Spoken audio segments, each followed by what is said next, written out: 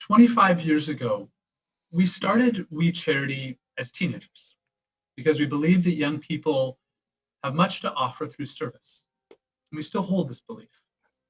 There is a crisis in Canada's charitable sector. Over the past 30 years, Canada has seen steadily declining rates of civic engagement and reached a record low percentage of Canadians donating to charity. We Charity sought to reverse this trend by launching We Schools, active in 7,000 Canadian schools, to educate and inspire young people to learn about causes, volunteer for the first time in their lives, and fundraise to make an impact for thousands of charities across the country. Through We Day, over 1 million youth earned their free ticket through logging over 70 million hours of service. Youth joined us to build 1,500 schools and classrooms in developing countries around the world, educating over 200,000 kids in clean water and medical programs, reaching over 1 million beneficiaries. We launched Me to We social enterprise because traditional models of charity are too limited in Canada. Its purpose is to help end poverty overseas. We create empowering jobs and bring to market fair trade and socially conscious products, helping mostly women entrepreneurs.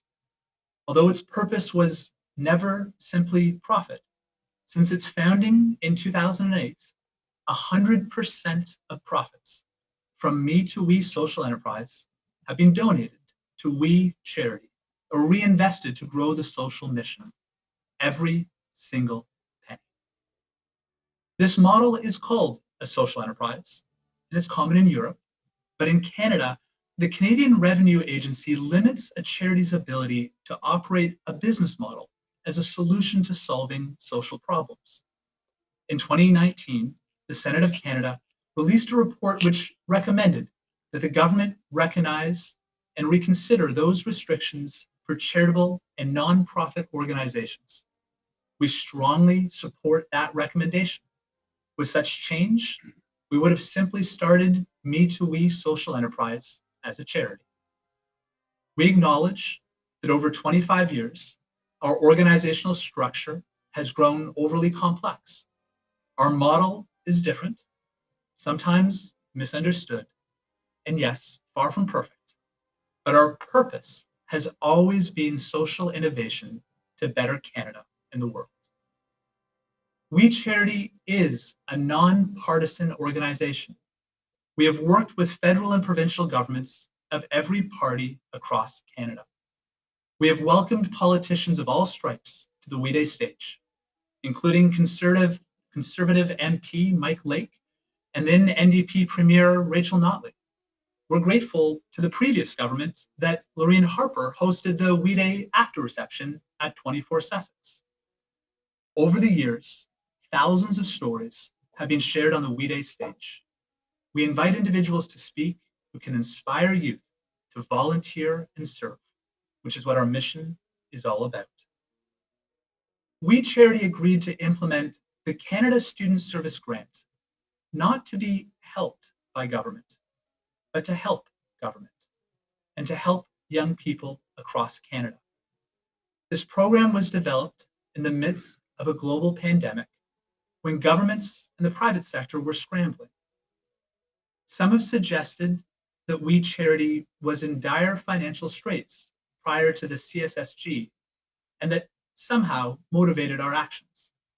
It simply isn't true because, like many Canadian nonprofits and businesses, we had already taken difficult actions to adjust staff numbers and to pivot our programs to the new realities of COVID, as you heard a moment ago. My comments about that time is not false bravado. As we see the organization today, I acknowledge that the fallout now from this political process has resulted in serious challenges that risk the entire organization and our 25 years of work. As you've heard in previous remarks to this committee, from Rachel Wernick and from the clerk to the Privy Council, we were not chosen for this work by public servants because of our relationship with politicians. We were chosen because we were willing to leverage every part of our 25 years of experience and to build this program at the breakneck speed required to have an impact for Canadian youth over the summer.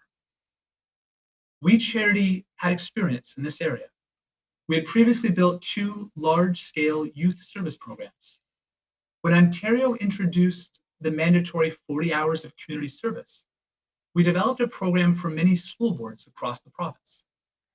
And the College Board, which is the largest US association of colleges and universities, selected We Charity 3 years ago to develop a national US service program across all 50 states. Now to the contribution agreement itself. As per the contribution agreement, We Charity would only be reimbursed its costs to build and administer the program. To be clear, there was no financial benefit for the charity. We Charity would not have received any financial gain from the CSSG program, and it's simply incorrect to say otherwise. The contribution agreement had proper oversight built in, 13 references to audit, and taxpayers were protected. Our team worked incredibly hard to build and launch the CSSG as a national bilingual service program.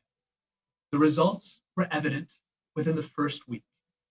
35,000 youth applications from every province and territory, 83 non-for-profit coalition partners, 24,000 and increasing service roles.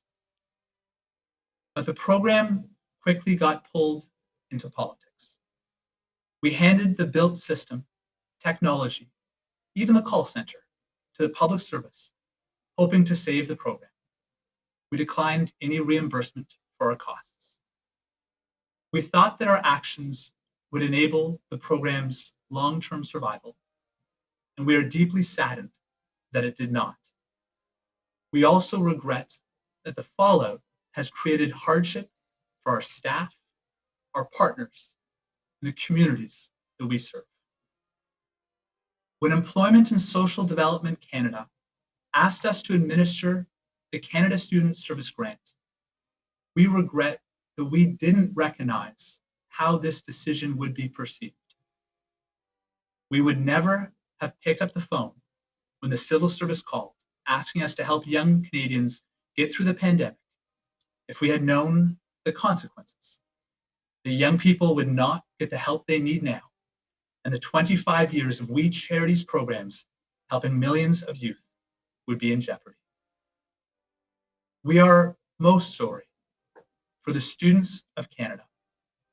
We know that this pandemic has put so many in dire straits, unsure of whether they will be able to continue their education or even pay their rent.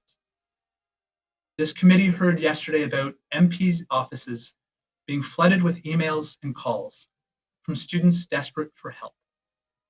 These students should be volunteering, serving their country, and receiving critical support for their education. We respect this process, and we are happy to participate. We hope that the people of Canada will have their questions answered about how the contract came about and what the value of money would have been. We also hope that as soon as it concludes, all of us, nonprofits, government, and all Canadians can get back to helping the students of Canada get the support they need to get through this time of national crisis. Mr. Chair, thank you for the opportunity to share the words. We appreciate that.